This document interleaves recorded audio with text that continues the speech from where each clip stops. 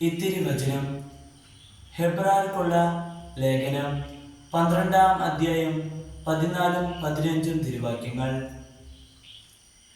എല്ലാവരോടും സമാധാനത്തിൽ വർദ്ധിച്ച് വിശുദ്ധിക്ക് വേണ്ടി പരിശ്രമിക്കുവിൻ.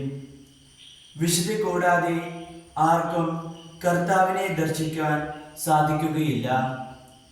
ദൈവകൃപ ആർക്കും നഷ്ടപ്പെടാതിരിക്കാൻ ശ്രദ്ധിക്കുവിൻ. വിദ്വേഷത്തിന്റെ വേര് വളർന്ന് ഉപദ്രവം ചെയ്യാതിരിക്കാൻ സൂക്ഷിക്കുവിൻ. വിദ്വേഷം മൂലം പലരും അശുദ്ധരായി തീരുന്നു. കർത്താവായ മിശിഹായേ, അങ്ങയുടെ നിയമത്തിൽ ഞങ്ങളെ ജ്ഞാനികളാക്കണമേ. അങ്ങയുടെ ജ്ഞാനത്താൽ ഞങ്ങളുടെ മനസ്സുകളെ ജ്വലിപ്പിക്കണമേ.